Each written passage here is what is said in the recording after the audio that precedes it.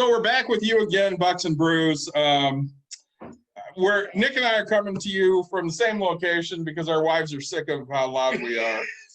And they can't get anything done when we're at the house. So we're back in our new little spot here. Next time we'll have a little banner over our head. We're hoping.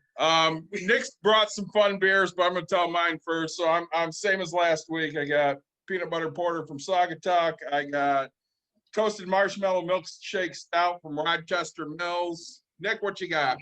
I took a drive this weekend to Frankenmuth, and so stopped at the brewery up there. Got a Christmas Town Ale from Frankenmuth Brewing. It literally is the most wonderful beer of the year. It's such a good Christmas holiday beer. We talked about a new banner, but one thing we want to talk about. Shout out to my wife. Big shout out to Dawn. Like I jumped for joy and excitement. We got some new Bucks and Brews glasses that we're going to be able to drink out of tonight. Those are cool.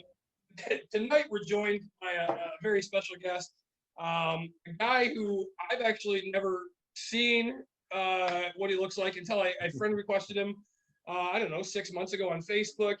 I've talked to him on the phone. He's literally gotten me financed on 90% of my real estate deals. I've given him over to David so that he can do some refinancing, some purchases. But Rob De La Torre, he's a mortgage broker. Lender. What's that? A lender? Lender. Mortgage lender. Perfect. So, and you'll tell us the difference here in a minute because, I'm dumb. That's why we bring the professionals in. So we've never met.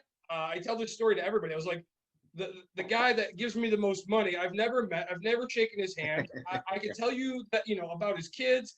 I can tell you where his kid went to college. Like, I know so much about this guy. We have never met. And it's been a great real estate journey because, right, it's not that necessarily emotional connection. So he has my best interest at heart because he wants me to keep coming back this way. So Rob, thanks so much for joining us. Tell us a little bit about yourself and what you're drinking tonight. Hey, right on.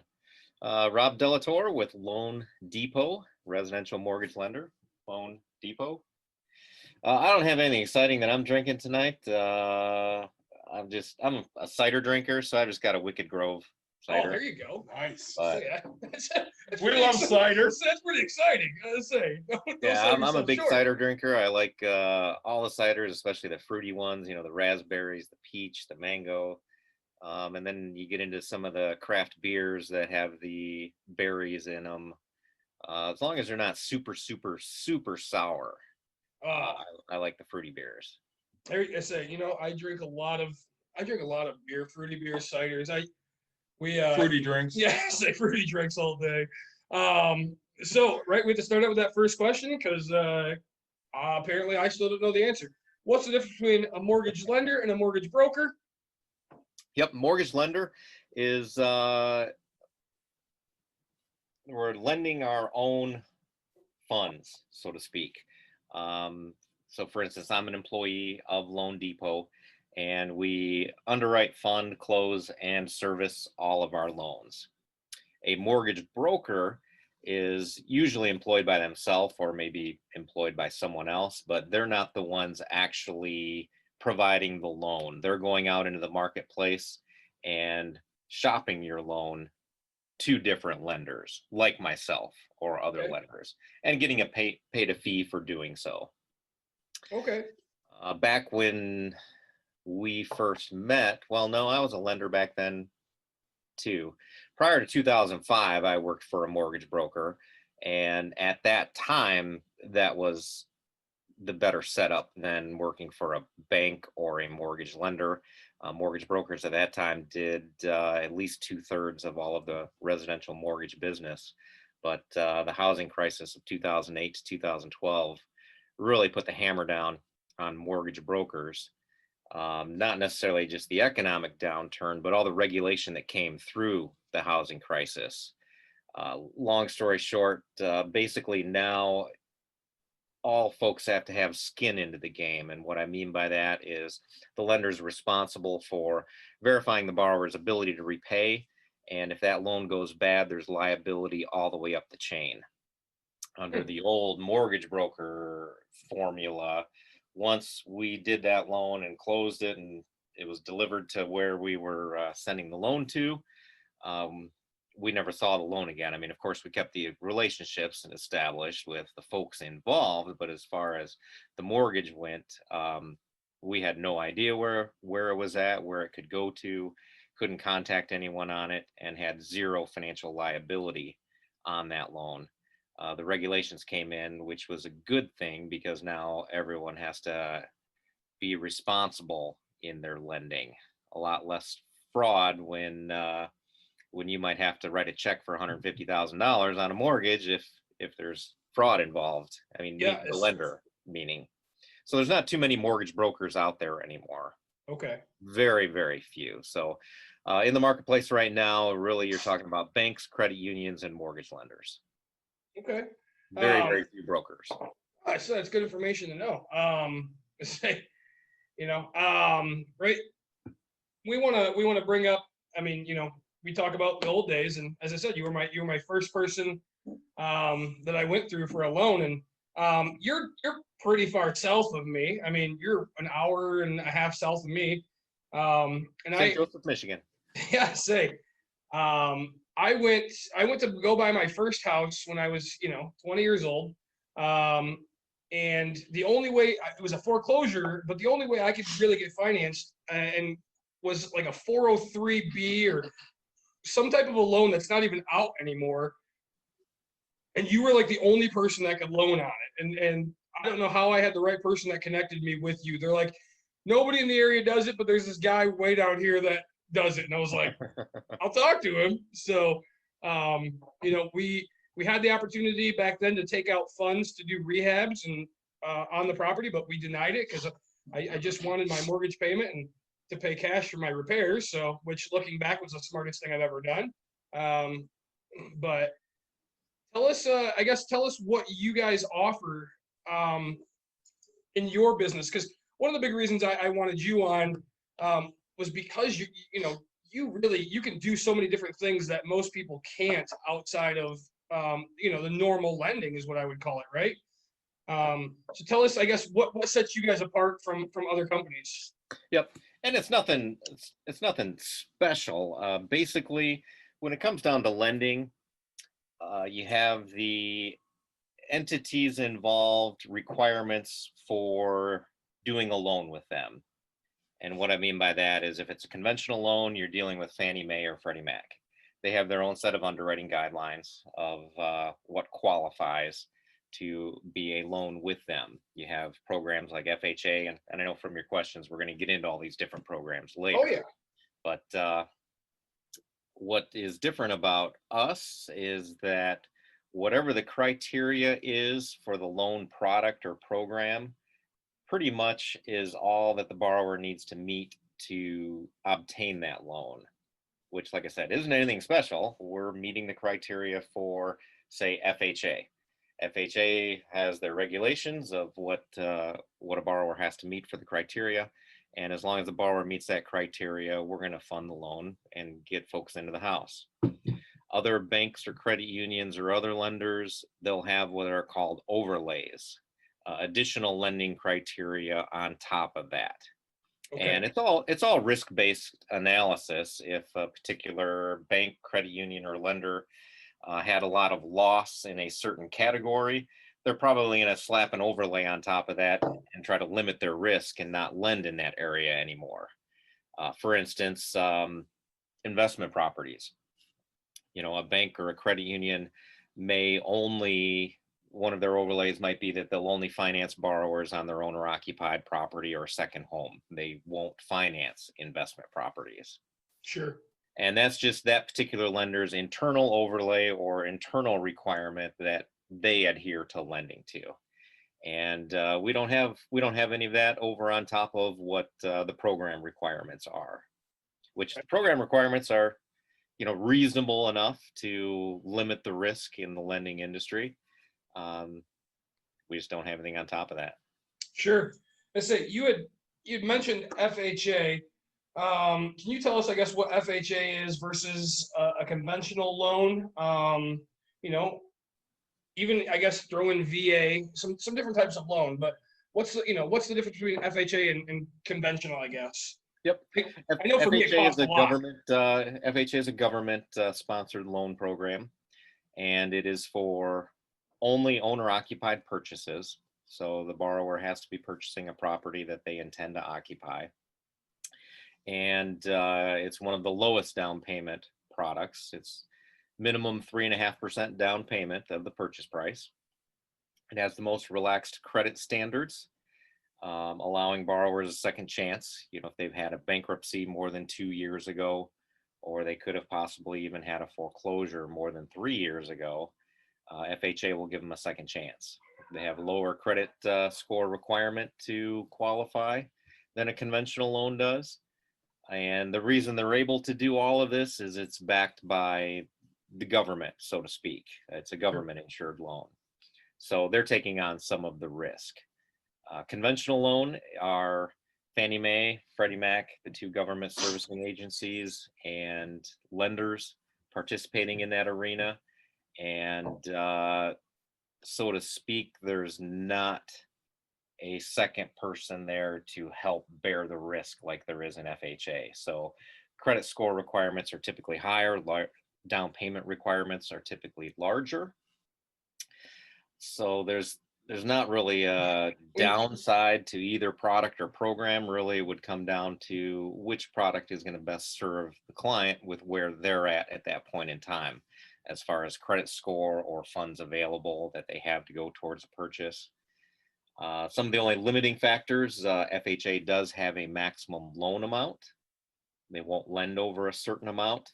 A single family home loan amount has to be below $331,760. So if you're trying to buy a $500,000 home, you're not going to use an FHA loan to do that. You'll need to use a conventional loan. Sure. And now with conventional loan, so if I'm financing $1 million on that, can I get it with 5% down? Not on a conventional loan. Well, not on that size. Conventional loan has a conforming loan limit as well. Boy, you're putting me on the spot here. It's somewhere around the neighborhood of 520. Okay, so Maybe. yeah, that's not bad. You can do that with as little as 3% down under certain instances, or certainly 5% down. I've gotten 5% from you. That was my first loan, and that was like a rocket. And that, like, I feel like you've never given me a chance to get 5% again. So I just have to figure out how to get all this. So, once you go over the conforming loan limit, you're in the jumbo loan market, and typically you'll need to have 10% down in the jumbo market. Sure. And now, sorry, so I know one thing I deal with a lot with you is because I try to get you to lend on, my commercial properties because I just like dealing with you. But so conventional and FHA is strictly 4 units and less, correct? Correct. Yeah, not right now. Sorry. Oh, you're fine. That's fine. Residential mortgage lending is 1 to 4 units where the primary use is residential. Okay. So if you have a property that is strictly just a commercial property or a mixed use property where there's some residential, some commercial, the residence portion has to be more than 51%. Has to be 51% or more to still be considered residential. So everything that we're talking about today is just coming from my experience of being in the industry since 1995 under the residential mortgage side. I don't know much about commercial, as I've never lent on commercial property. So real quick, because it's something I love to do, you said you've been doing this since 1995. Just so the viewers know, I was 7 when Rob started doing loans. Because I have to make everybody feel horrible. What kind of beer were you drinking then? Yes, PBR. I was drinking past the time, so I mean, yeah, I graduated in '95, and just to let you know, Rob, full disclosure, Nick's daughter Emerson interrupts our show all the time. All the time. She finds herself to be a YouTube star. Like, she just walks right in, starts talking, and then leaves. It's great. Right on. So, USDA versus a VA loan. Yep, USDA is U.S. Department of Agriculture. It's the Rural Development Loan Program, and different requirements for that. Well, a lot of different requirements. First off, the benefit of the USDA and the veteran loan are they are both zero down programs. So rural development, no down payment. Veteran loan, no down payment. Veteran loan, easiest thing to say about a veteran loan is you have to be a veteran to qualify for it, or a surviving spouse. Other than that, there's not a whole lot of additional requirements for the veteran mortgage. They don't necessarily per se have a maximum loan amount. You just have to be an eligible veteran, have been discharged in good standing and honorable discharge. But how do I put this?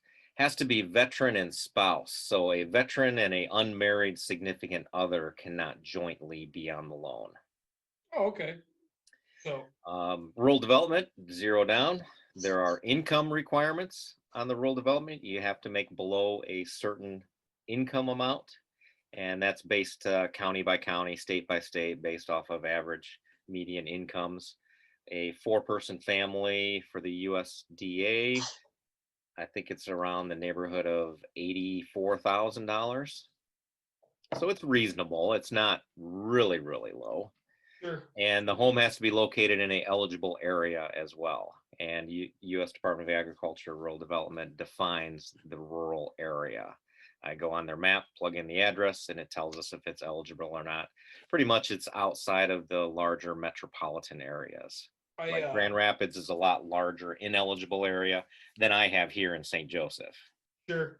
To say one of our, I know he didn't use you, but one of our claims to fame is we did an episode on how to buy your first house, and we had some guests on. They were renting, and we were talking about how to do it. And I was like, hey, reach out to Rob, and apparently they didn't, but they ended up getting a rural development loan, and we had him back on. We talked, and I was like, it works, like these guys, and they're out in kind of the boonies anyway. So.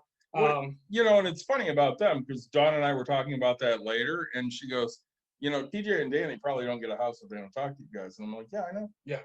Say they were, being a landlord, they were like, well, we have a lease and we're going to sign this. And I was like, dude, ask the seller to pay off your early termination fee. Like and I'm giving them like all this advice, and they're like, really? And I was like, dude, that's the greatest advice I've given anybody in my life. Yeah. Ask for this stuff. And they're like, come back and they're like, yeah, we did this. We asked for carpet allowance. We asked for them to pay off our lease. And I was like, and it worked. And I was like, yes. That's awesome.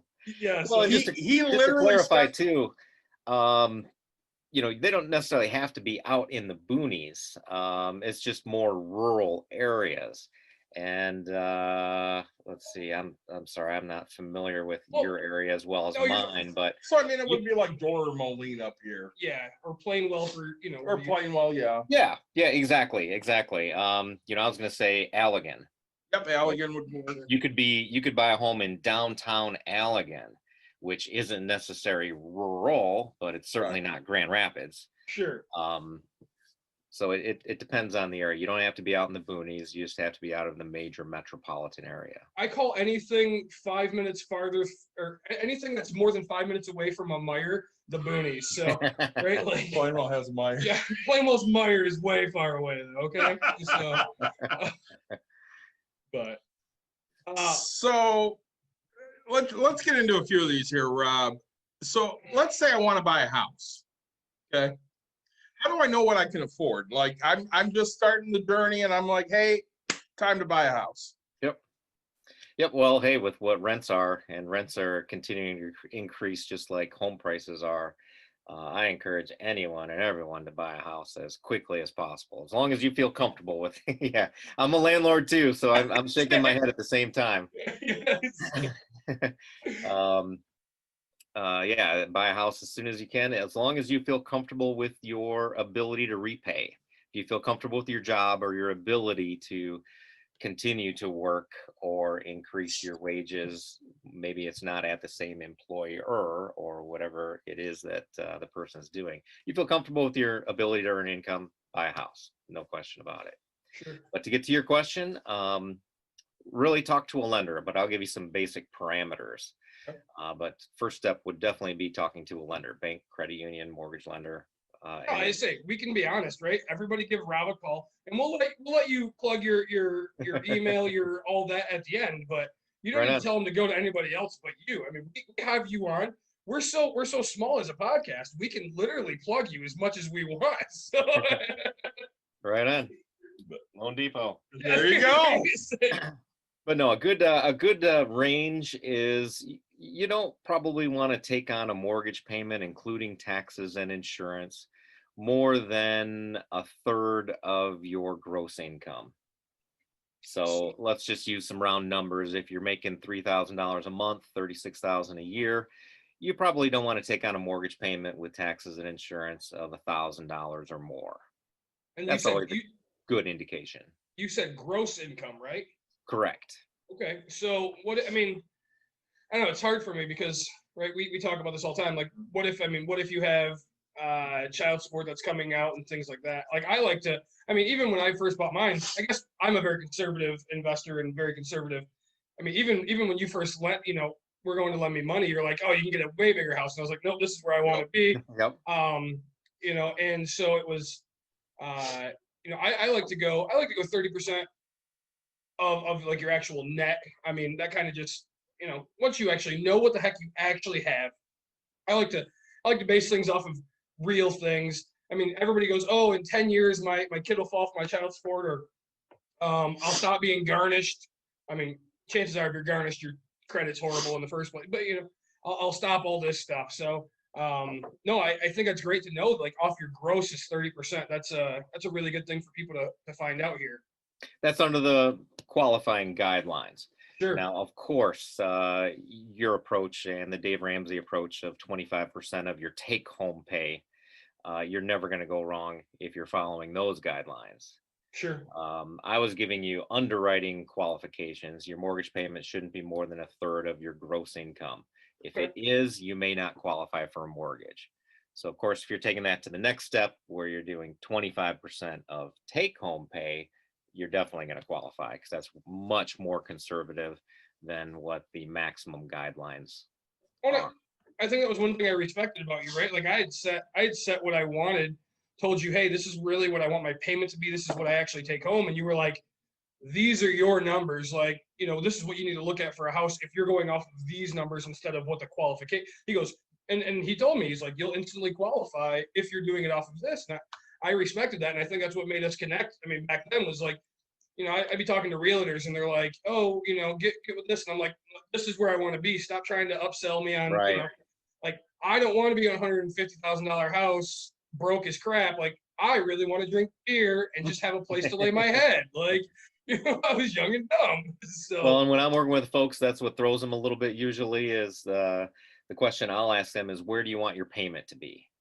Yeah. And, Dave, just like you said, well, I don't really know yet. I'm just getting started with this. Well, what does your pocketbook tell you? What does your gut tell you? That's kind of where I start. I'll let you know what you qualify for, and you'll laugh and fall out of your chair like Nick did, because he qualified for about 4 times more than what he wanted his payment to be. Yeah. And I would never try to stretch anyone higher than they should be anyhow. But I always start out with, where do you want your payment to be? And then I work out the taxes and insurance out of that and give you a price range to start looking to keep your payment in comfortable range. Well, it doesn't matter what you qualify for. It matters what you're going to be able to write the check for each month to make your payment.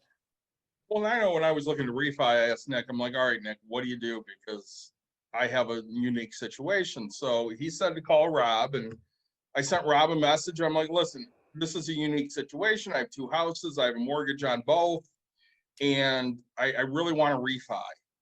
And he had to work with okay, well, what is the second loan? Well, it's not really mine, but I'm a co-signer on it. It's really for somebody else. They pay the bill. And how can you help me? And honestly, Rob has worked really hard to find a way to refinance this loan to the point of he sends me a message. I said this to you. He sends me a message a couple of weeks ago. He goes, what's this $45 balance? I'm like, that's my Speedway credit card. He goes, yeah, we need to pay that. I pay it every month. Yeah, well, we're going to have to pay that off before closing because that hurts your debt to income. Sure, I can pay anything off that you want me to pay. It was only $45, so I figured let's not sweat it and keep moving forward. Yeah. If it was $4,500, we'd have to talk a little bit more about that. and adjust the craft beer budget. But Absolutely. We're going to adjust that by getting sponsors on this thing. So right when Frankenmuth Brewing wants to sponsor us and give us free beer, we're going to drink it on here. We got excited the other day because Onside Ales liked our little post there. Something small. So, you know, I have higher interest rates, which is crazy to say because mine are actually pretty low. You know, from back in the days, and you know when you were lending out a long time ago. And you know, all the older people that I talked to in investing were like, oh, interest rates were 17%, and it was cheaper to do land contracts at 10, and people were happy. And I'm like, what do you like? I've only known things like, you know, 6 and below. So I guess what affects interest rate? Like I see every day, it seems like it's, oh, hey, new lowest interest rate. And all my friends are over here getting 2%. And I'm, you know, sitting at 3.25 and getting ticked because I'm like, oh, I should refinance because I could do, you know, so. oh man, a whole lot of things go into interest rate. We could talk for hours about that, but to get down to the nitty gritty, basically it comes down to the mortgage-backed security market. What happens after someone gets a mortgage is those mortgages are pooled and then they're bundled together and are basically an investment of, you know, multi-million or multi-billion-dollar scale, whether it's an FHA loan, a conventional loan. And the mortgage-backed security market has a lot to do with where interest rates are. Of course, economic items going on. The COVID crisis has affected interest rates. Inflation affects interest rates. But we've been stable on interest rates, goodness, since probably 2005 in a 3 to 5% range. You know, the days you're talking about, that was before I got in the market as well too. Okay. When I first got in this business, the first mortgage I wrote was 10%, and then everything else was 9, 8. We broke out the party hats in 1997 when we hit 7% and refinanced everybody that had ever gotten a mortgage in the previous 20 years.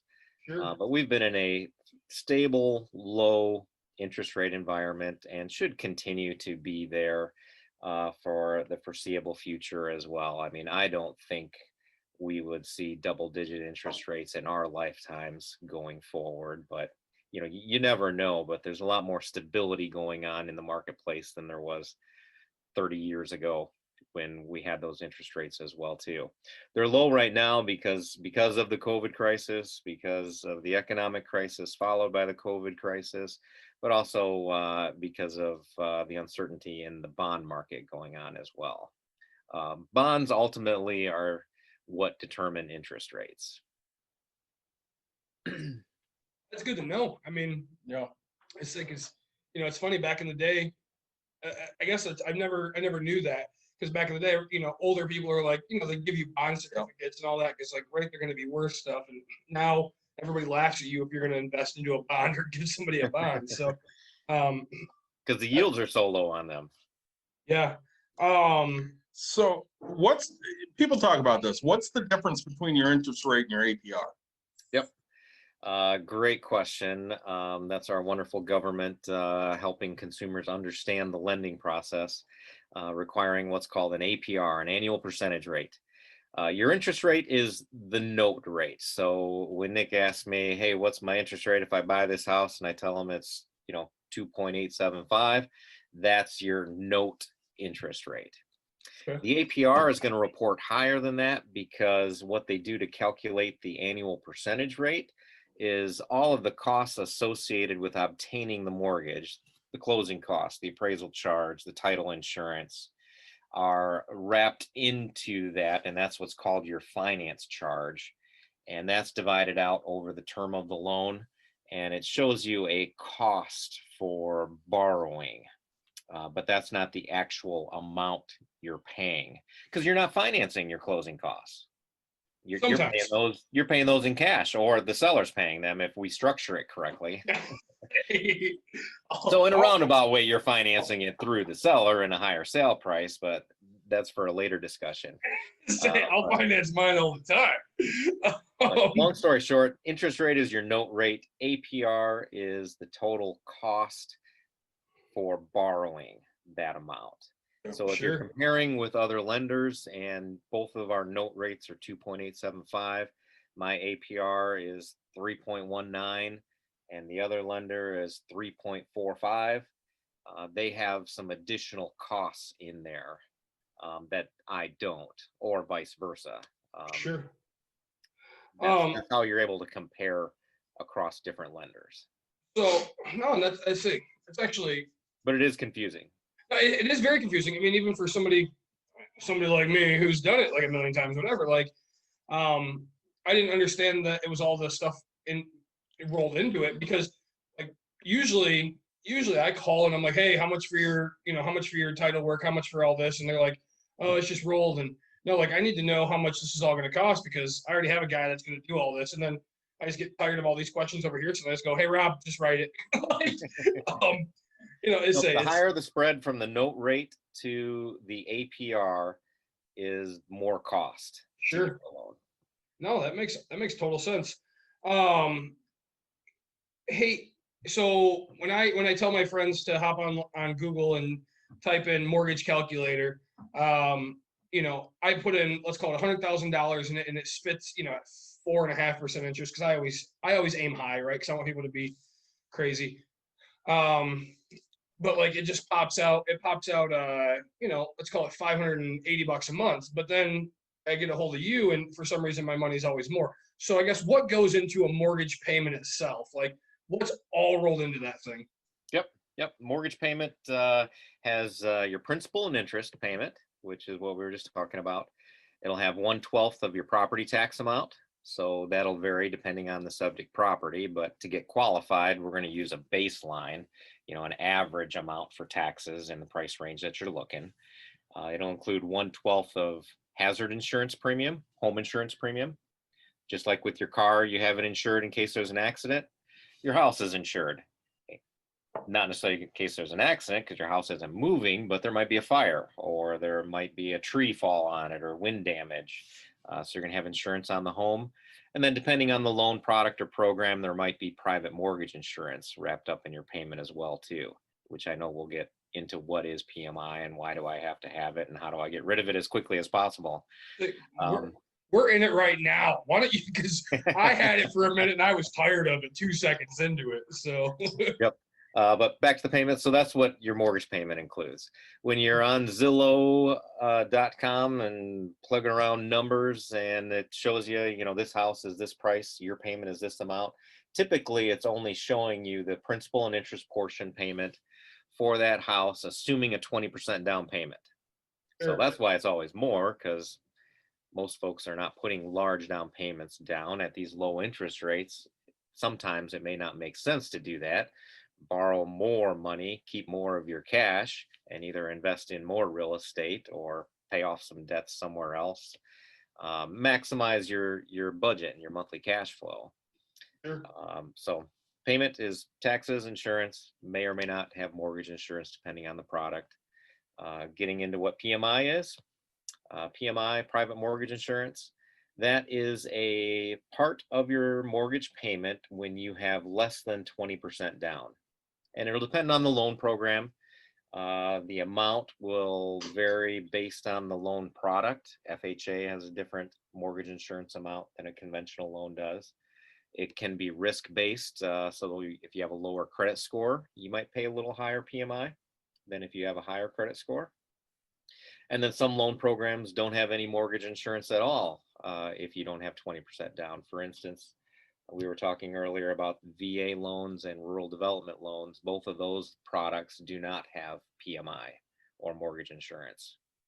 They have other things in there that help reduce or spread the risk on those products and programs, which I'll explain in a moment, but they don't have a PMI, so to speak. So when you have less than 20% down, you're going to pay mortgage insurance. It's the easiest way I explain it is it's reinsurance that we as the lender are required to carry on the mortgage in case there's a default. And I don't mean you personally, the borrower, in case there's a default in general. we're not on the hook for the whole entire loan amount because we've had it partially insured for the 20% we didn't require from you to put down. Okay. So Once you yeah. pay the loan down, 20% from the original amount you borrowed on a conventional loan, that mortgage insurance will be removed, assuming a positive payment history. If you're habitually delinquent on the mortgage, they don't have to remove the PMI, no matter how much you've paid it down. And then on the FHA loan, the PMI is on there for the life of the loan. So part of your budget structure will be, if you're in that mortgage still, after you've built up 20% equity, it's going to make sense to refinance probably to get rid of the mortgage insurance. Sure. I said I did that. I did that kind of right away. Yep. I'm gonna say, Well, you had instant equity from buying that foreclosure. It was Yeah. worth almost double from what you paid for it at the time. yeah, say that was and you know, my first one wasn't FHA. My second property actually was FHA, the duplex that I moved into, and I had equity in that right away, but I was still I almost backed out of the loan because of PMI. I'm like, I'm not paying for something that doesn't do anything for me. I was like, this is horrible, but Well, it does something for you in a roundabout way. It allows you to buy it without putting a whole lot of money down. yeah, But it's no, like, I get what you're saying. It's not doing anything for you other than allowing you to put less money down. and that was the thing. Like I had to put 3.5% down on my second property after I put 5% down on my first. Like, I mean, within 6 months, I literally had two properties, and I was less than 10 grand into both. I mean, it was crazy. You know, it was like a light went off in my head. Like, wow, this is pretty easy, and this is how this works. Like, I have to work 3 weeks, and I have a down payment. And then I quickly realized that stops once I stopped moving. So one of the things that we might hear about when we're looking into this, Rob, is locking in your interest rate. What does that mean? Yep. When you get a purchase contract or even on a refinance, whatever the rate is that particular day, you can lock in on that rate, meaning that is your rate, no matter if rates go up or down through the process until we get to closing. And I know that was one of your questions as well too. How long does this whole process take? Yep. In a normal market, it should take about 30 to no more than 45 days. And I'm still seeing that currently now, but turn times are much longer just because mortgage volumes are tremendously high right now with these low rates for both purchases and refinances. But more than just the volume market that lenders are trying to manage, it's getting appraisals back in a timely fashion. It seems real estate appraising is a dying trade. We don't see a whole lot of folks going into it. There is a nationwide shortage of appraisers. I think I heard a couple months back the average age of appraiser in the United States was 59 years old. Average.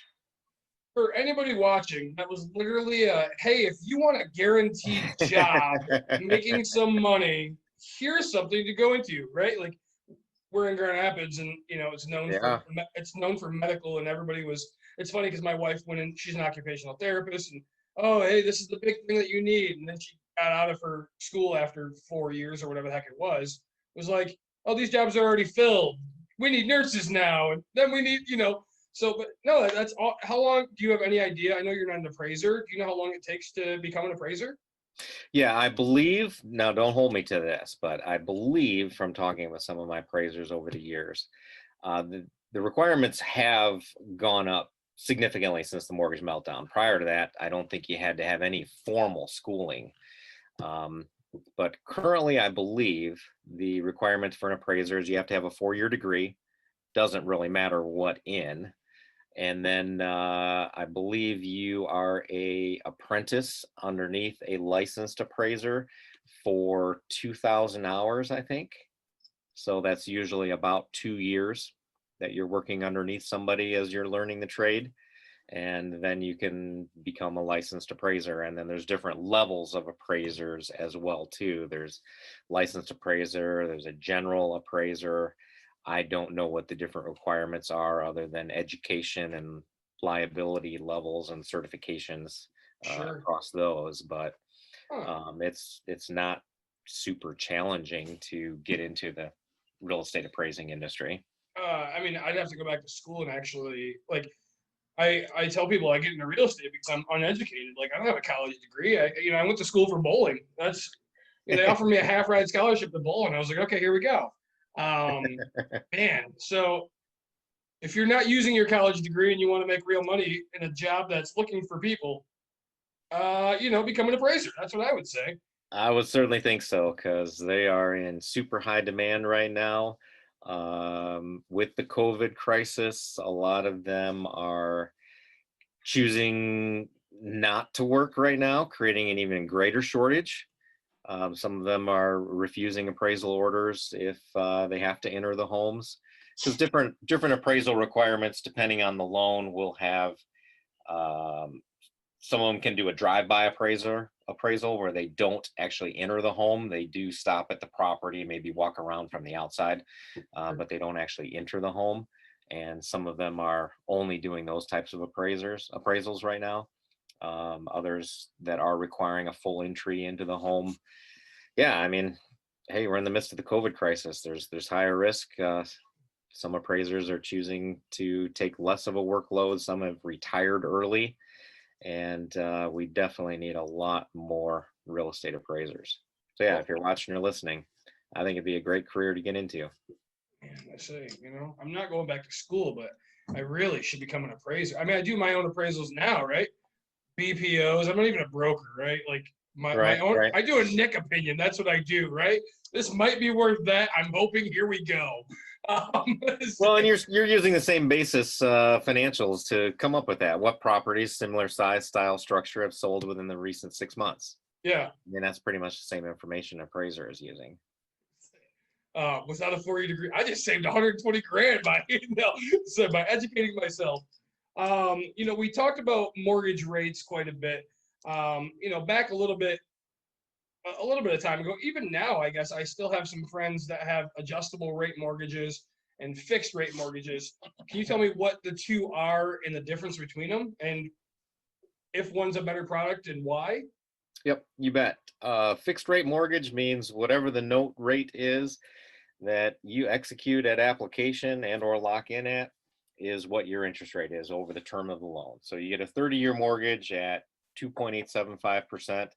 You're paying 2.875% compounded interest over the 30-year life of your mortgage. It's never going to change. Unless you're smart and start paying off your mortgage early, the rate won't change, but you'll pay your house off early. So absolutely. Don't let it be 30 years, people. So absolutely. And then an adjustable rate mortgage is kind of what the name implies. The rate is not fixed. It will be stable for a certain period of time, and then it will change either up or down depending on what market factors and what the basis that your adjustable rate mortgage follows. So give you an example, most common type of adjustable rate mortgages are the 3-year, the 5-year, or the 7-year. So what that means is your rate is fixed for 3 years if you're doing a 3-year adjustable. Upon your 37th payment, 3 years, 36 months, same interest rate. Upon your 37th payment, your note rate can change either up or down depending on what market forces are doing at that point in time. Sure. And depending what they are as compared to when you first took out the loan. And sometimes there's caps on those as well too. Your interest rate on that 37th month sometimes might not change more than 1% up or down, or there might be a 2% cap. And then usually there'll be a lifetime cap on it as well of 5 or 6%. So let's say you're at a 3% ARM right now, and if it had a 6% cap, it means that's not going to go over 9% over the life of the loan. But market interest rates are going to have to be at 9% or more for your rate to go up that high. The mortgage rate is floating over the term based off of the underlying financial factors, typically in the bond market or some type of index. And that is what's determining the interest rate. So do you know what an ARM is at right now versus a fixed? Yes, not much different than the fixed at all because both are super low and the margin between the two are virtually non-existent right now. Okay. Um, I haven't originated just because it doesn't make sense to. Back when interest rates were, 4.5 to 5.5%, you might have gotten a percent or a percent and a quarter, or even up to a percent and a half lower doing an adjustable rate. That's a big enough, depending on the loan size, to make a difference. Right now, with virtually no difference between an ARM or a fixed, maybe an eighth or maybe a quarter percent, it doesn't make sense to not take that fixed rate, because I don't think you're ever going to adjust lower than where we're at right now. Your adjustable is probably only going to go higher once Sure. we find out what our new normal is and we get through this COVID crisis. And rates are back in the 3 to 4, certainly no higher than 5% range. I mean, fundamentally, that's where we probably should be right now. It's just the economics determining lower rates right now. They Yeah. will go higher once we get through this COVID. Okay. Listen, that's good to know. So, I mean, if anybody's thinking about refining, right, you're thinking before the end of COVID, you should refi. You're in the market to refi now. Okay. So closing's coming up. What do I need to bring? How much do I have to pay? What do you need to bring and how much you need to pay? Well, what you need to bring, of course, is yourself, possibly to closing. With COVID, we have a lot of hybrid situations going on right now. When I refinanced my mortgage back in May, the closing agent came to my house, rang my doorbell, set my closing package on my doorstep. She went back to her car. I went out, grabbed my package, came inside, sat down at the dining room table. She FaceTime called me. She had me set the phone where she could see me sign everything. I signed everything, put it all back in the envelope, set it on the doorstep, came back inside. She got out of her car, picked up my package, and took off. Wow. That was my Okay. closing. Pretty wild. But typically on a purchase, you're going to go to a title company to close because the seller's selling a house, you're buying the house. There has to be that third party to transfer title and do all the things that they need to do on a purchase. So normally you're going to go to a title company. You'll bring yourself, you'll bring your driver's license. Sometimes you'll need a second form of ID. That second form of ID can be anything with your name on it, either social security card, passport, work ID badge. I've seen people lay their credit card down and the title agent, doesn't take a picture of it, but scratches out the number to show that that's you. And you're going to bring your funds needed if you need any. Some of these loan programs, you don't need a whole lot of money to purchase. Probably the instance with your folks that purchased on the rural development loan. If I have a client using a USDA rural development loan and the seller's paying all their closing costs, usually they don't need any money at closing, or if they do, it's very minimal, or they may even get money back at closing up to the amount they put into the transaction, their earnest money deposit. Sure. Which is crazy to think of. Who buys a house and gets money back? Yeah, but it happens all the time. No, and that's a way to think about it. I mean, right? You can buy something and actually have somebody pay you some money. Well, you're getting back your money in the form of the earnest deposit because you can't get back more than what you've put in. Sure. But you can structure the transaction where it's literally costing you no money out of pocket to buy. And if you feel comfortable making the monthly mortgage payment, that's a fantastic way to structure it. If you have $3,000, $4,000, $5,000 saved up towards a house, it's not a lot of money, but it's enough to buy a house. But boy, as soon as you become a homeowner, Nick, you're going to have to spend some more money, aren't you? There's always something. A lot of money, right? Like, I don't know why people own homes. I tell people this all the time, like, right? I don't know why you own a home. It's the dumbest thing you've done, right? It's an expensive bank account. How many do you own? A lot, but people tell me it's worth it, right? But I still haven't figured out why. We're in a spot right now, and I think a lot of people learned from the 2008 to 2010, 11, whatever it is, that crisis there, where I feel like appraisals are kind of, they're coming back a little lower, like, or, or close. So what happens if my house doesn't appraise for the value I'm trying to buy it for? Yep. Well, from a lending standpoint, if we get an appraisal back low, less than the purchase price, then boys, it is difficult. I'm not going to lie to you or kid you. It's difficult and challenging to get a reconsideration of value. There's going to have to be a material defect on that appraisal in order to get it changed. And what I mean by material defect is a mismeasurement. The house is bigger than what the appraisal shows, or maybe the appraiser did not use more reasonably available comparable sales that help support the purchase price. It could be a number of items. Maybe the adjustments from the comparables were not reasonable, or should have been adjusted more or less. There's a process that you go through. Basically, what has to be done from my standpoint is I have to submit to the appraisal management service 3 additional comparable sales that support the purchase price. And these are sales, not active listings, not pending. These are closed sales. Sure. And I get those from the realtor, because I'm not an appraiser. I'm not a real estate agent. I'm well versed and knowledgeable enough in values, but I usually get those from the real estate agent.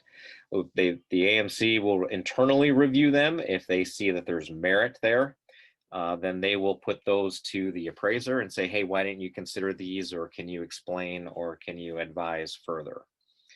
The reason it goes through the internal round first is, let's say you've got a 1,200 square foot, 3-bedroom, 2-bath ranch, and one of the comparable sales that you're submitting for reconsideration is a 2,400 square foot bi-level. That's not a similar size, style, and structure. It's a completely different house. That one is not going to be considered for value. I mean, it may in real unique circumstances, which we don't have time to go into here, but pretty much you're wanting to look at other ranch homes, similar size, style. Same. I think I remember my first house, it's a farmhouse in the middle of a city. And I swear to you, it's like they did a 2-bedroom. I have a 5-bedroom, 2-bathroom. They did like a 2-bedroom, 1-bathroom house, a 4-bedroom house. Like it was nothing comparable like to what I was owning, because there's nothing else that's gonna sell just like it. So they were like, here, these are some numbers that we kind of came up with. So I know that we talked about one when I was going for, you can do a reappraisal if you want, and then hire another company to do a third appraisal to try to get them to meet in the middle. Well, possibly. If you can only do that if the lender determines the existing appraisal is not accurate and can't be used. Okay. And that's rare. Hey, I get into rare situations all the time. Yep. But no, it's not just let's say we're working together, you're buying a house, the appraisal comes in low. Hey, Rob, send someone else out there. Let's get a second appraisal. Sure. I can't do that. There has to be merit as to why a second appraisal has to be done. 15 years ago, 10 years ago, yes, that could be done. Since the HVCC rules, which stands for Home Valuation Code of Conduct, came out, there are industry guidelines and standards to the appraisal process, and there's a formal process that you go through to get a reconsideration of value. And it's challenging, but it can be done. More often than not, though, unfortunately, the appraised value stands, and usually that means, unfortunately, the seller's probably taken less for the house and just come down to the appraised value, because how do you release someone from a purchase contract and expect that the next person coming in to buy it is going to be willing to pay more? Sure.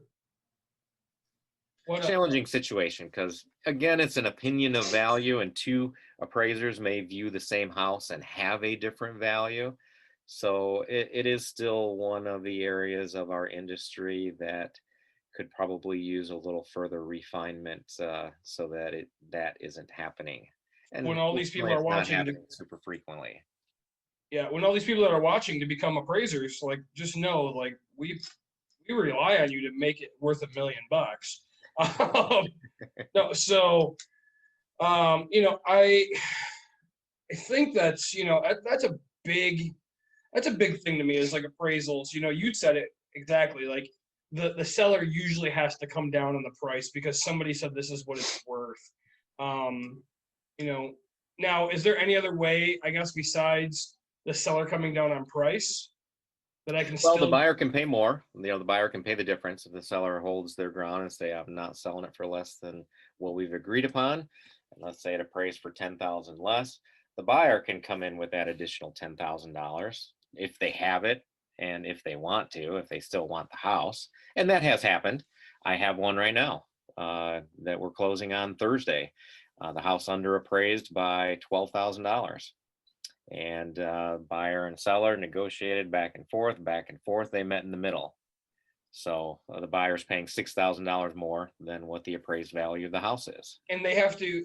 Now, I can't finance that 6,000 because it doesn't show the value. I have to bring all 6,000 in cash. Correct. Okay. In addition to your down payment. Okay, perfect. In Yeah. addition to your down payment. Now, So does my down payment go up because of the new purchase price? Sort of. Okay. Let's use some round numbers so we can all do it in our head. Let's say the original purchase contract was 110,000. Yep. It only appraises for 100, 10,000 less.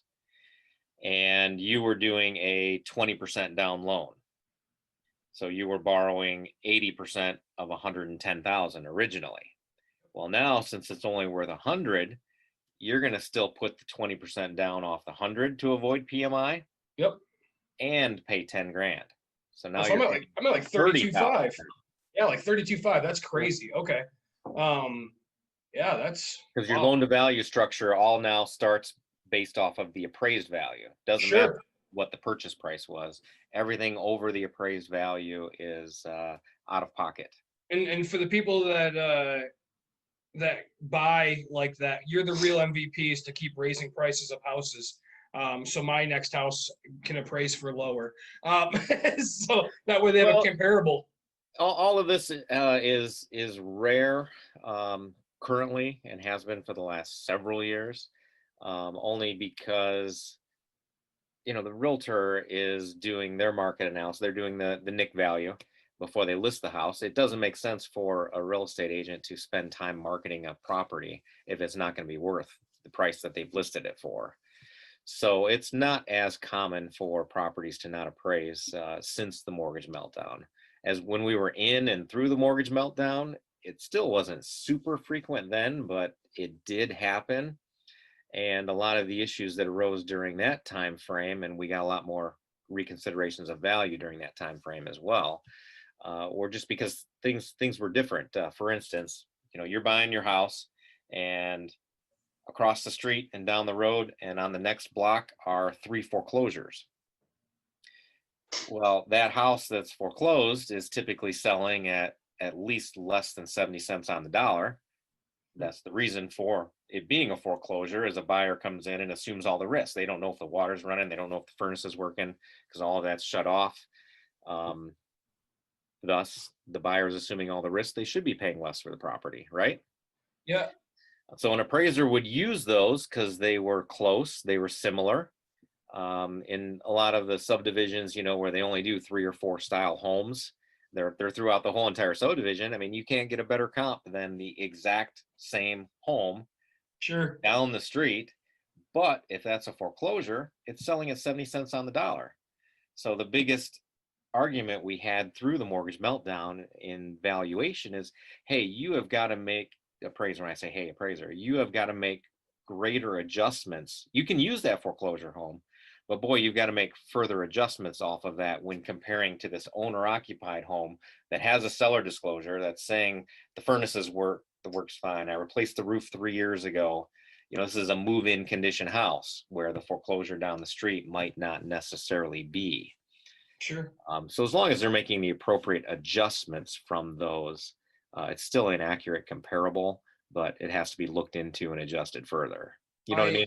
Yeah, no, and that makes perfect sense because, I mean, right? You don't know what's worth, and those are the most expensive things, right? Like when you bring up seller disclosure, right? Like it's usually the information that the owner knows about the property, right? Like we know that roofs go, last 20 to 25 years, right? We know that water heaters last, I mean, now 2 years, but like, they're supposed to last 8 years. Right. So over time, we know how long things should last.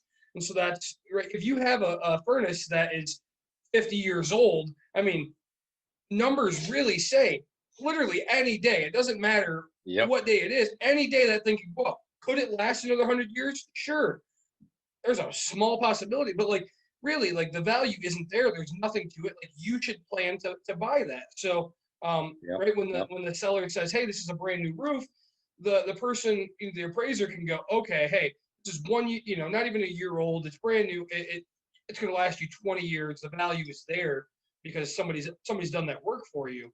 I just had the weirdest thing happen to me today. Somebody was trying to do an appraisal, and they wouldn't do the appraisal until we turned the water back on the foreclosure. Like, so, right, I mean, everything's labeled, hey, it's been winterized, there's nothing on it, and they wouldn't do the appraisal until the water was turned back on. So I thought that was insane. So, Well, it depends on the loan product the buyer is purchasing with. If it's any of the government products, the USDA, the VA, the FHA, it has to be on. The appraiser is required to verify the heat source is working, the water is working, the plumbing is, they flush the toilets, they run the faucet. Now, they're not guaranteeing it's going to work. Just at that moment in time that they walked through the house, they visually saw these items working. sure. So maybe it was for the loan product, or even on some of the conventional loans as well too. The property has to meet minimum property standards, and some appraisers will want to see those utilities on. Sure. No, I'm saying that's good to know because I mean, I don't know what loan product they're using. I just know I was told to make it happen, and I just thought That's not uncommon unless it's a cash or a conventional loan. sure. And that's what I'm so used to. Now I'm so used to, right, everybody paying cash or hard money or something like that for these loans. Let's say when you talked about refining, at 7%, everybody jumped for joy. When is a good time to refi? How do I know? I mean, I'm telling you here, I'm at 3.75% on some of my loans. When is a good time for me to contact you and refi my loan? Yep. Depends on a lot of factors, and it's not just interest rate, although that's usually what largely determines when a good time to refinance is. But there could be a lot of factors into that. What we talked about earlier, if you have 20% equity built up in your property and are paying PMI, it might make sense to refinance. I have had folks who have refinanced in the past for higher interest rates, but it made financial sense to do so. They were at a lower rate. They refinanced to a slightly higher rate, pulled cash or equity out of their property to do numerous things, whether it was buy other properties, Nick, or do improvements, or pay off debts, or put the kid through college, or whatever the case may be. But a good rule of thumb, as far as just looking at from interest rate to interest rate, usually if you're paying more than 1% of what the current market interest rate is, you should at least take a look at the numbers and see if it makes sense. If you're more than 1%, it probably definitely makes sense. But if it's around that 1% figure, take a look and see if the numbers work. At the same time, what I like to do with my clients are take a look at the difference in interest rate, but also look at a lower loan term. I have a gal that just refinanced three months ago. She bought her house mid 2018. I think it was maybe August of 18. So 2 years ago. Property went up in value nicely. She must have been talking with Nick before she bought it to see that it was a good buy. Smart people. And she's at 30 years. She had a great rate. It was in the 3% range. I don't remember exactly what it was, but it was in the threes. But we were able to refinance her to a 20-year mortgage in the upper 2% range. And her payment went up like $12 a month, Sure. I say, and non-existent. So I mean, she was we able know. to shave 8 years off the term of her loan, lower her interest rate, Yeah. and not change her payment at all. It was an absolute no-brainer and made a ton of sense to do. Well, I think that's what David's doing right now. I mean, he bought his a while ago. He's doing a refinance. Yeah, I'm gonna be up about $100 a month, but I'm cutting 8 years off my mortgage, 7 years off my mortgage. Right. So like it just, I mean, the No-brainer. little bit of money is just making sense right Yeah. now. I mean, right when he talks to me about it, he's like, "Hey, what do you think?" And I'm like, "Dude, 8 years of your life. Like, think about that. Like, you remember how fast your kid turned 8 years old. Like, that's how fast this is gonna. Like, Yep. you'll get to that Yep. retirement level. You get to that next step. I mean, when Rob and I talk, it's, hey Nick, you're a long-term player. Like, hey, let's keep these things low, and so I keep my stuff very low all the time. But I do feel like there's going to be a point. We talk about 30 years and refining into 15. So that, I guess that's our next question is like, how many years can I finance for? I mean, can I do a 27, a 12-year, a rent? Like, is there set things that I have to do? To some degree. With myself, you're going to be doing fixed standard products and programs. So 10-year, 15, 20, 25, or 30. Okay. Only because those are what the mortgage-backed security pools the mortgages in, and we get the Fannie or Freddie insurance or FHA or whatever the case may be. I'm not able to do a 27.5-year mortgage. Some of the banks and the credit unions are. They'll just refinance you based on where you're at right now and take the lower rate and leave your loan term exactly the same, because they're not having to bundle and put that into a mortgage pool because it's their money that they're lending and they're not delivering it to Fannie Mae or Freddie Mac. So they'll have different requirements. They'll probably have a lot tighter underwriting standards, which may or may not be an issue depending on the borrower. I mean, Dave, you're a qualified borrower, no issues there. But so yeah, to answer your question, yes, there are some fixed standard products, 10-year, 15, 20, 25, or 30, although Okay. some banks or credit unions may be able to do whatever you request. Sure. No, and that's good to know, because you hear about, usually I guess the normal things that you hear about is a 15 and a 30 year, right? That you can do in between. And that's right. So I mean, the people that, they know that they don't want to spread themselves too thin, but like you could do a 25-year and just instantly cut 5 years off for, I mean, $50 more, and you've guaranteed yourself 5 years off. If you're not that overpayer, stuff like that, I think that's still an option for some of our people listening and people viewing. Definitely. Like that's really a cool thing. So here's a question for you, Rob. Probably my last question. I don't know if Nick has more. So I go through a purchase or I go through a refi. So for example, when I bought my house, I bought it through Exchange Financial. And within a month, I was making payments to a totally different company. How does that work? Yep. That's going back to the pooling of the mortgages after closing. And it's funny, I'm familiar with Exchange Financial. When I was in the mortgage broker world prior to 2005, they were my number one go-to because they were an excellent company, and I assume still are. I have no knowledge of them since 2005. But yeah, it goes back to the mortgage pooling. So as far as what we do where I work, we're funding the loan at closing. So your mortgage is with Loan Depot, and more than likely it's going to remain there. Prior to this year with the COVID crisis, I would have told you that your loan, we reserved the right to sell, but we never did. In fact, we were one of the largest net purchasers of mortgages in 17, 18, and 19, purchasing other people's mortgages to expand our portfolio. But we have sold some of our mortgages this year to generate capital for the mortgage crisis. You got sold? Yeah, I have like 15 mortgages with Chase right now. I swear to God. Like I got a stack of envelopes one day, and it was like Chase, Chase, Chase, Chase, Chase, Chase, and it was like, you would think that if they bought all my mortgages or whatever, They'd send you one. yeah, like it would, Nope. and they would figure they'd get their crap together like really quick. No, it was horrible. But it's because they have going no well. clue that you have more than one mortgage with them. Yeah, Literally, they have no clue. they don't care. I'm just a number to them.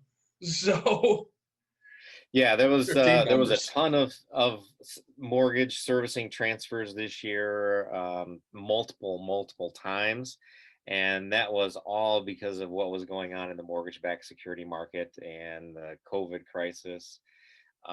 We could have a whole session here on economics and what was going on there, but the short of it was, as soon as COVID hit and forbearance options were required, mortgage lenders were required to offer forbearance to their borrowers. What that meant was a borrower could put their payment off for 6 months. Might help someone. I don't know. You have to look at it very, very, very closely, because on a forbearance, if you took a 6-month forbearance back in May, upon your 7th month, you are delivering 7 payments back to your mortgage lender, because you didn't make 6 payments. Now your 7th month is due. Boom, you need to have 7 payments right then, day 1 of month number 7.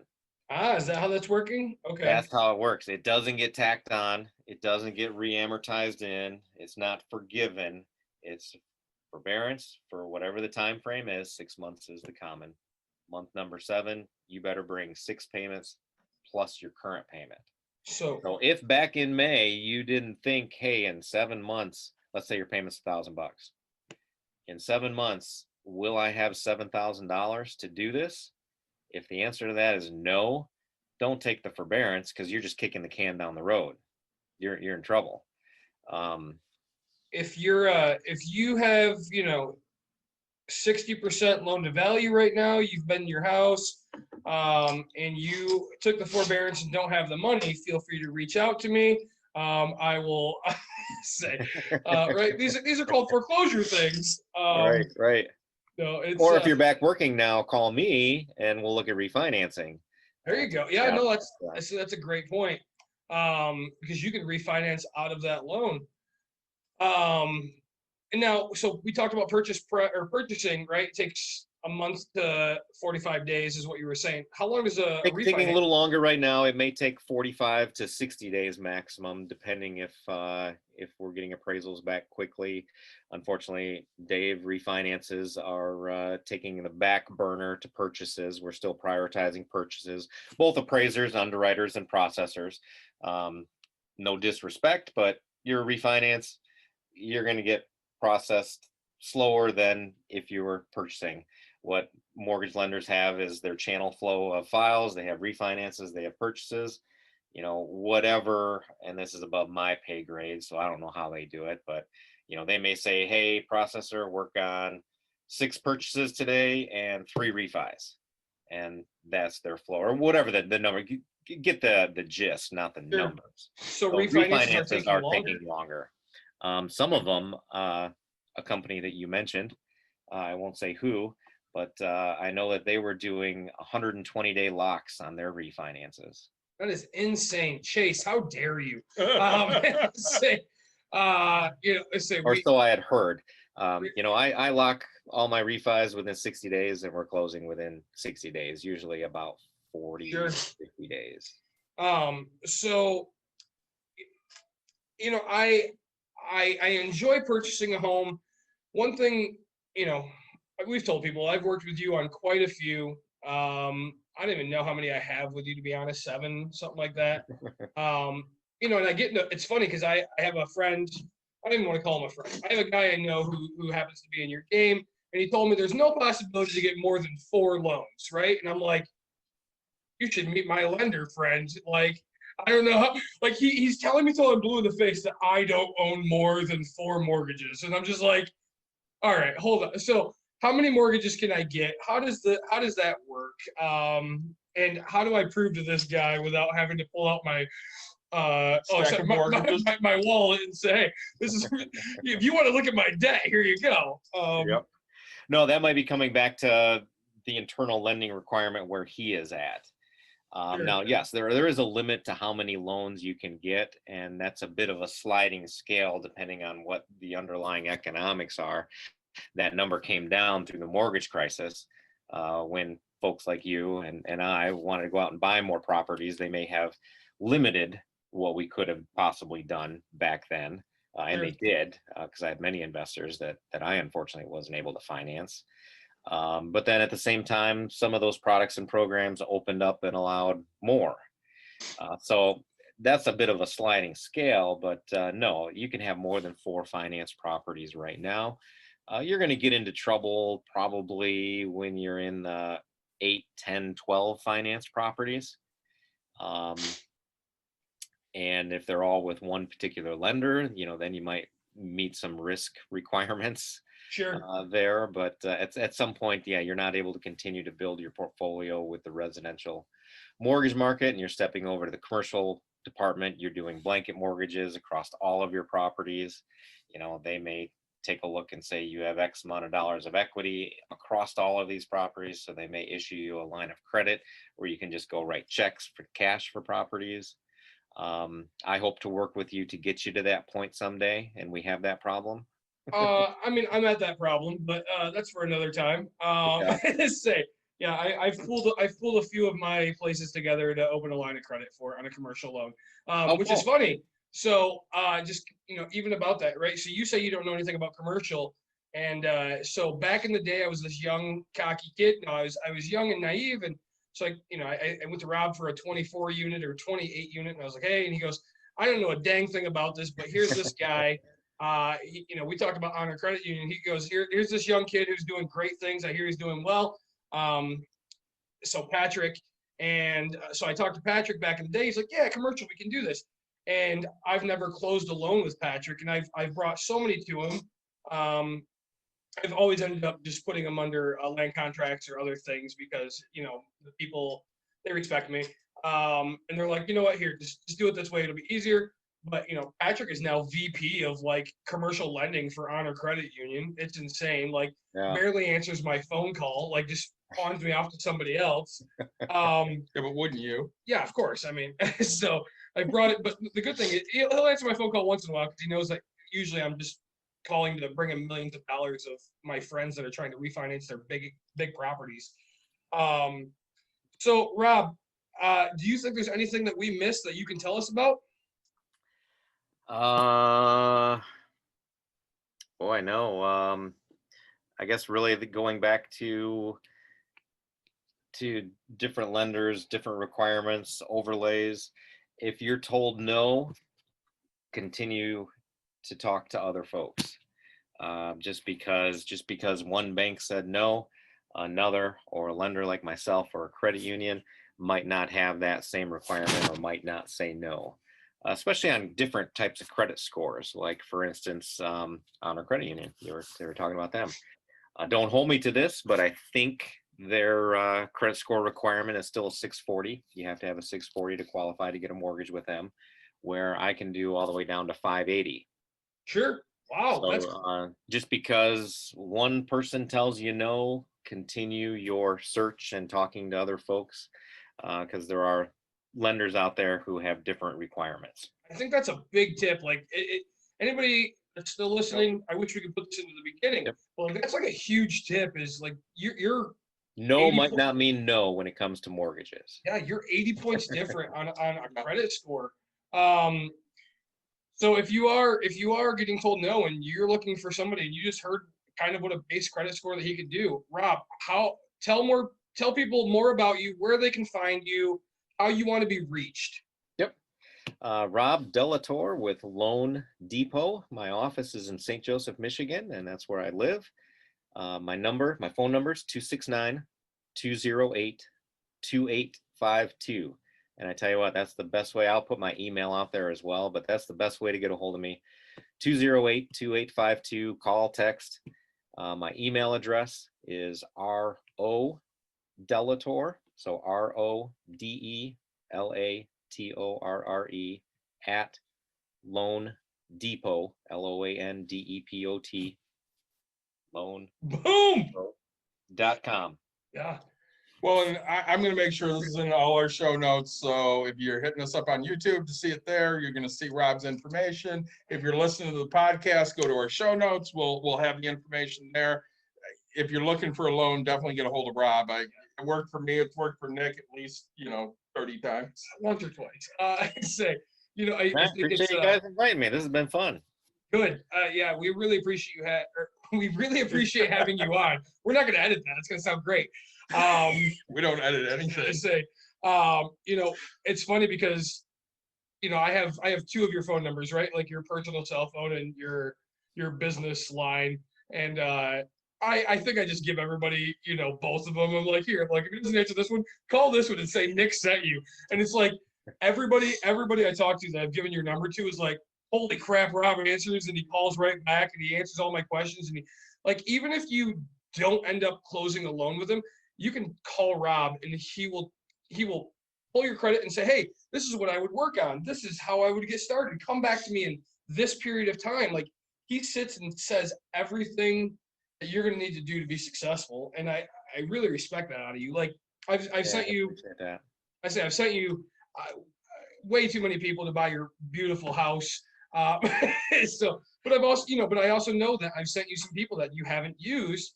But you've given them so much advice and I get such great feedback. And I know sometimes I don't give you that feedback right away. So, as I said, we really appreciate it. Yep. I know you've helped me along the way. When you're done with this, I know it's like 8:30 at night, but go ahead and just start running all my properties for refis. See what you can do for me. So I'll have a text tomorrow morning that says, "Hey Nick, there's nothing I can do." No. So guys, we're gonna, as David said, we're gonna put it in the show notes. But as always, like, subscribe, share. Hit the little bell thingy, smash the dislike button if you hate the beard, and I'll make fun of you every time. But How long you been growing that? This is 2 years and a month now official. So yeah, I was gonna cut it and donate it and do all that, but now it's gotten to the point where it's like I want to keep going, see how far I can get this thing. So My wife will be so happy when you shave that. yeah, it's just not gonna happen. Like, I keep telling everybody, like, people tell me, hey, you should cut it, and I was like, look, if you donate enough money, like, it's just hair to me. Like, donate enough money, we're gonna make it to a good cause, and we'll have a good time of it. So I'm hoping that we get successful enough here on the podcast and YouTube that we just make this to where people donate a bunch. And So if we cut it, can we make, toupee out of it for those of us that are going bald? Because I'm losing my hair up there. Nobody out here knows that I'm bald under here because I got this golden locks on it. But say, I hope you had as much fun as I did. I absolutely love talking about mortgages, even though it costs me money. I still love it. So thanks so much for joining us. I'm glad you got to partake in a good cider. And guys, if you want a mug, hit us up and we'll figure out a way to get you a Bucks and Brews glass sometime. We want to thank Rochester Mills and Saugatuck. We know that your sponsorship is coming. Yeah, Nick. Frankenmuth Brewing. Every year I give them money, so I hope that they sponsor me someday, even one. Because they know, as I said, I just bought a case and I should have bought like 3 because it was such a good special. Yeah, seriously, we will work for beer, and you don't have to buy us a 12-pack or anything. We'll work for a beer. Yeah, we're thinking about doing like standing on the corner that says "Will Podcast for Beer," just for fun. So. Well, I'm putting my order in. I want a glass, but I'm going to personally pick it up from you once this COVID is over, and I'm going to bring some beer and we're going to share it together. That's the deal. My man, thanks so much. Thanks again, Rob. We loved having you. Stick around for a minute because we always talk after this. So right on. We'll see you guys next week.